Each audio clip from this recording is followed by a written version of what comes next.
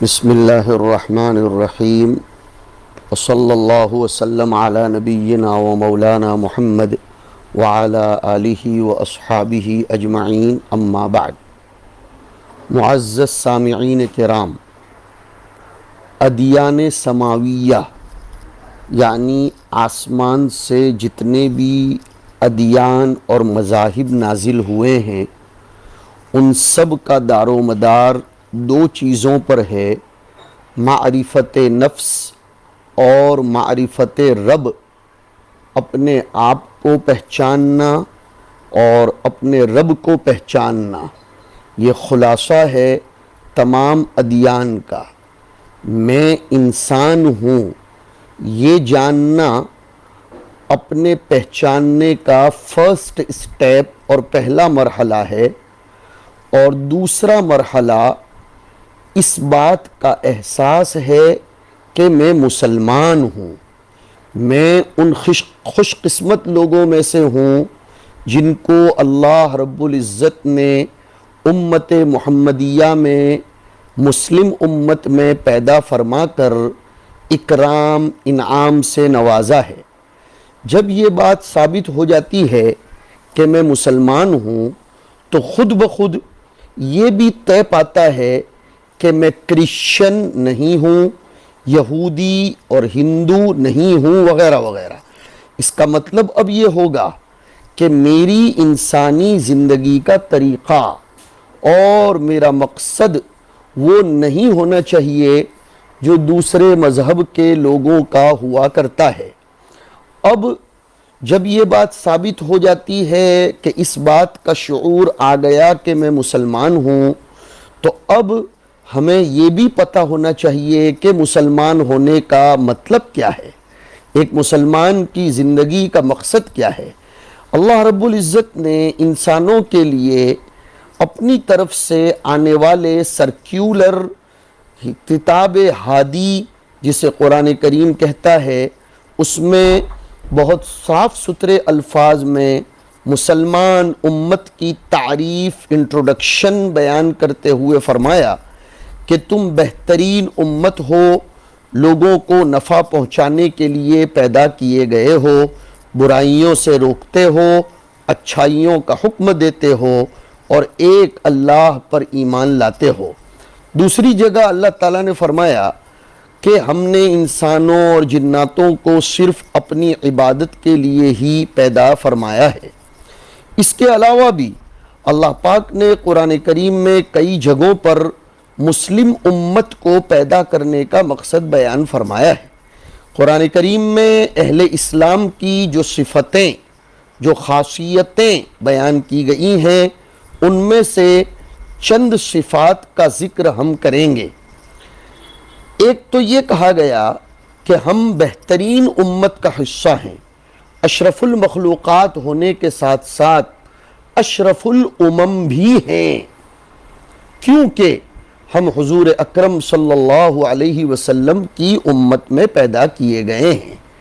اس امت کی فضیلتیں کئی ایک ہیں، کیونکہ یہ امت نفع خوری کے لیے نہیں پیدا کی گئی، حرام خوری کے لیے، مفت خوری کے لیے، رشوت خوری کے لیے پیدا نہیں کی گئی، بلکہ یہ امت صرف اور صرف نفع پہنچانے کے لیے پیدا کی گئی ہے، نفع حاصل کرنے کے لیے نہیں پیدا کی گئی ہے۔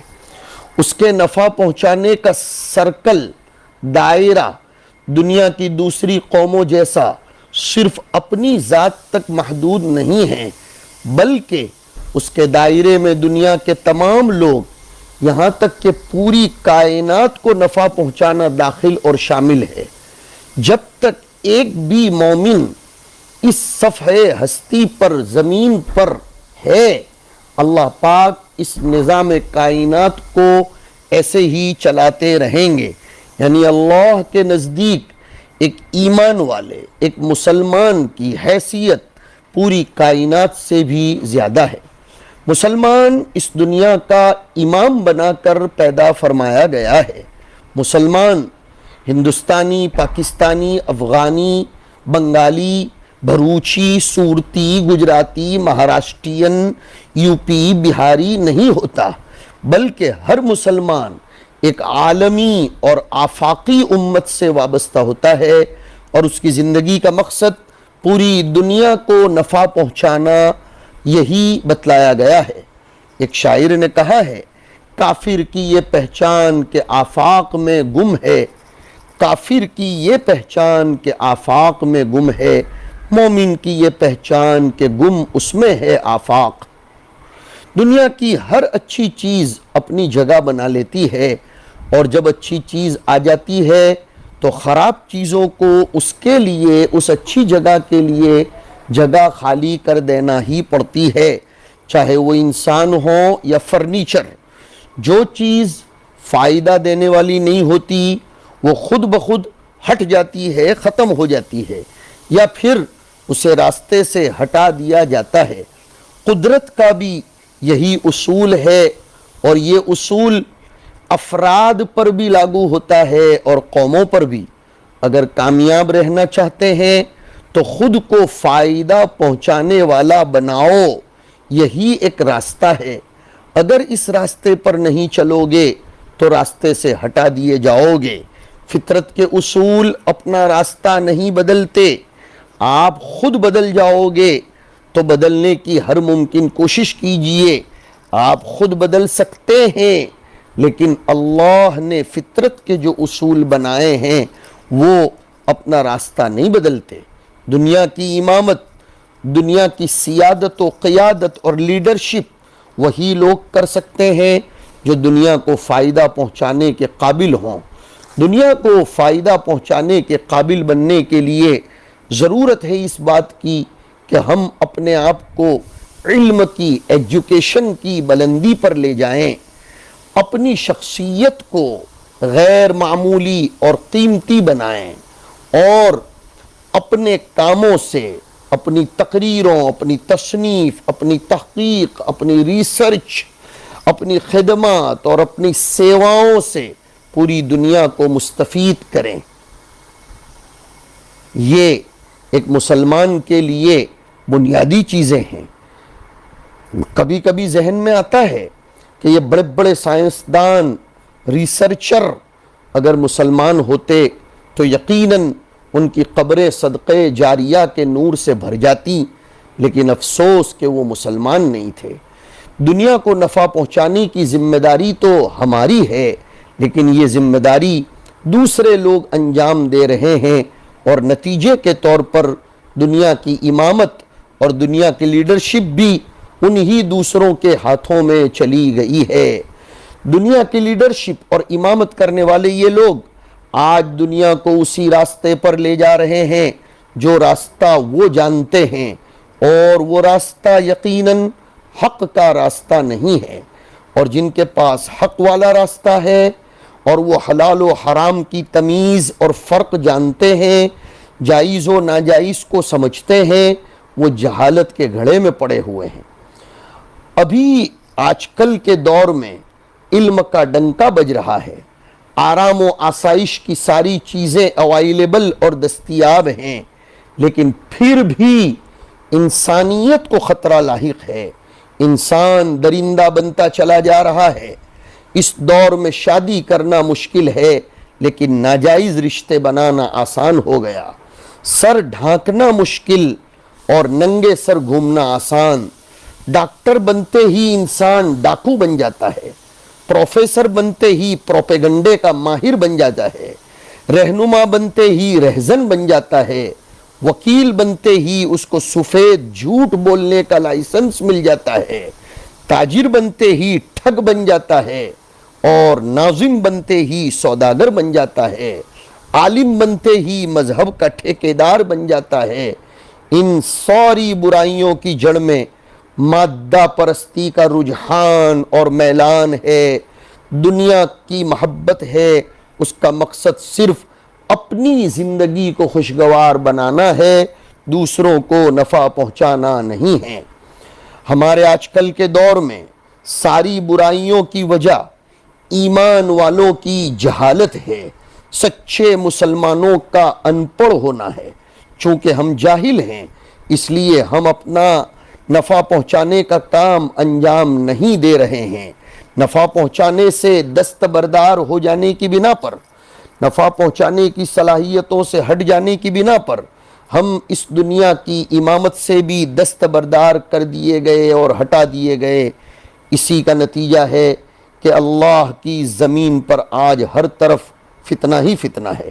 جب ہمیں اپنے مسلمان ہونے کا احساس ہو گیا، ہمیں اپنا مقصد زندگی پتہ چل گیا، تو اب ہمیں چاہیے کہ اپنی زندگی کے لیے ایک بہت بڑا گول، ایک بہت بڑا مقصد متعین کریں اور دنیا کے کسی مخصوص شعبے میں بلند مقام حاصل کر کے لوگوں کو نفع پہنچانے کا فریضہ انجام دیں۔ مثال کے طور پر اپنی دلچسپی، اپنی صلاحیتیں، کیپیبلٹیز، اپنے رجحانات، اپنی شخصیت کی دیگر عادتیں اور ماحول کے مطابق ڈاکٹر، انجینئر، وکیل، سائنسدان، تاجر، عالم، فاضل، قابل یا حافظ بن کر اس دنیا میں اللہ کے بندوں کی خدمت کریں۔ ہمارا مقصد صرف دولت کمانا نہیں ہونا چاہیے، بلکہ ہمارا مقصد انسانیت کی خدمت ہو تو اللہ پاک دنیا کی ساری دولت ہمارے قدموں میں ڈال دے گا، کیونکہ ہمارا یہ ایمان ہے کہ رزق دینے والا اللہ ہے، اور یہ دنیا خواہشات اور اپنے رجحانات اور اپنے میول پوری کرنے کی جگہ نہیں ہے۔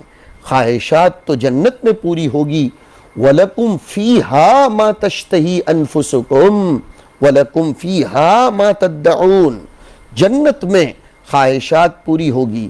ہماری چند سالوں کی زندگی کا مقصد صرف لوگوں کو نفع پہنچانا ہونا چاہیے۔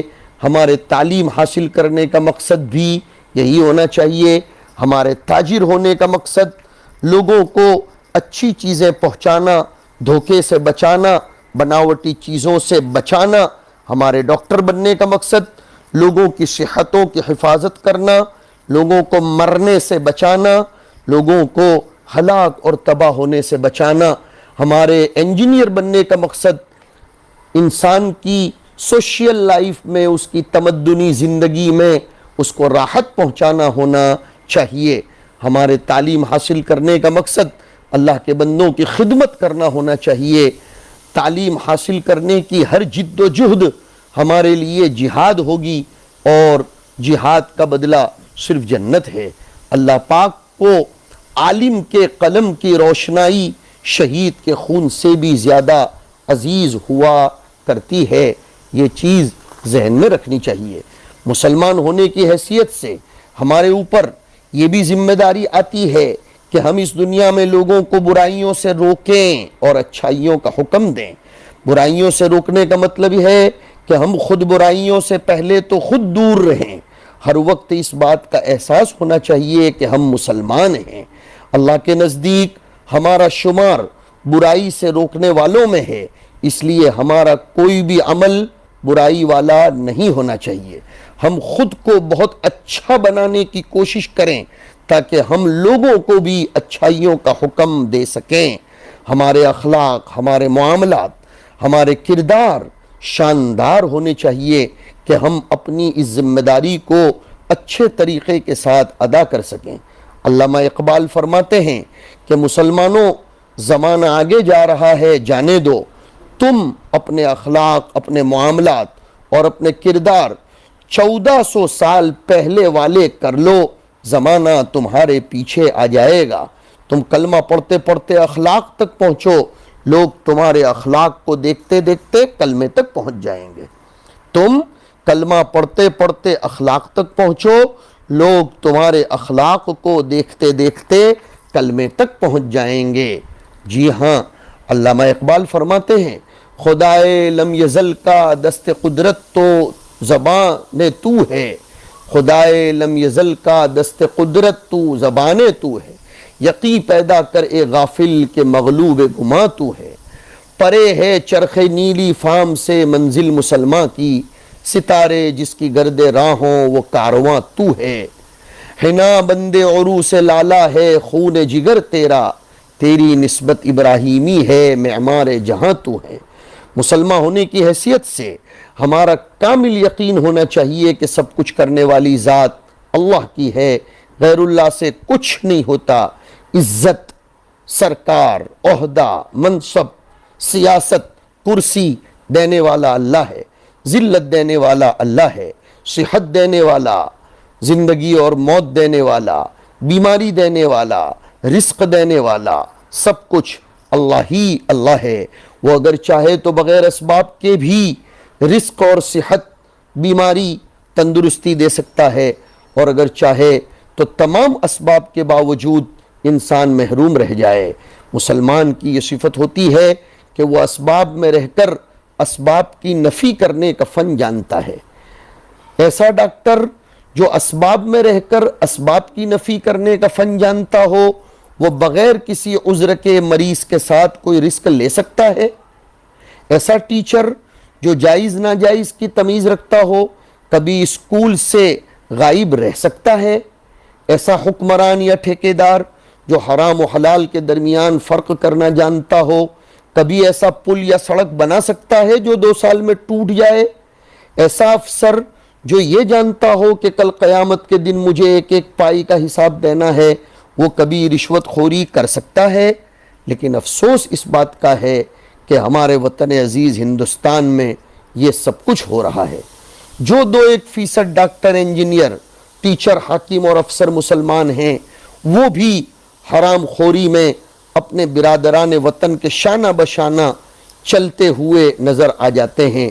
ان میں سے صرف کچھ ہی لوگ ایسے ہیں جو واقعی اپنے فرائض اور ذمہ داریاں ایمانداری سے ادا کر رہے ہیں۔ یہ بھی سچ ہے کہ ملک ایسے ہی لوگوں کی برکتوں سے چل رہا ہے، ورنہ تو یہ ملک ایسا ہو گیا ہے کہ اس میں کالا بازاری، رشوت خوری، حرام خوری، مفت خوری، چال بازی اور دلالی کا ایسا بازار گرم ہے کہ اللہ کے غریب بندوں کا جینا محال ہو گیا ہے۔ ہمارے ملک میں سرکاری ہسپٹلز، تعلیمی ادارے، فلاحی تنظیمیں اور چیریٹی یونٹیز کا جال بچھا ہوا ہے۔ حکومت اربوں کھربوں روپیہ سماج کی فلاح و بہبود کے لیے خرچ تو کر رہی ہے، لیکن سرکاری ملازمین کی حرام خوری اس قدر بلندی پر ہے کہ غریب اور زیادہ غریب ہو رہا ہے، بھوکا پیٹ بھرنا تو دور مر رہا ہے، لیکن ان حرام خوروں کو صرف اپنی دولت میں اضافہ کر کے اپنی زندگی کو خوشگوار بنانے ہی کی فکر ستا رہی ہے۔ اس طرح کے ماحول میں اگر ہم چاہتے ہیں کہ ہمارے ملک کے حالات بہتر ہوں اور اللہ کے بندوں کو ان کا حق ملے، تو ایسے مسلمانوں پر جو اللہ پر ایمان رکھتے ہیں ضروری ہو جاتا ہے کہ تعلیم حاصل کریں، اپنے آپ کو اس قابل بنائیں کہ ان کا انتخاب سرکاری ملازمتوں اور گورنمنٹ میں ہو سکے، اور ہر سرکاری شعبے میں گھس کر یہ دکھاؤ کہ مسلمان کیسا ہوتا ہے۔ جس دن ایسے مسلمان سرکاری شعبوں میں گھس جائیں گے، یقیناً اسی دن سے ہمارے ملک کے حالات سدھر جائیں گے اور ہمارے ملک کو ترقی یافتہ ملک بننے میں زیادہ وقت نہیں لگے گا۔ اللہ تعالیٰ اس بات کا احساس ہم سب کو نصیب فرمائے۔ وصلی اللہ علی النبی الکریم، والسلام علیکم ورحمۃ اللہ تعالی وبرکاتہ۔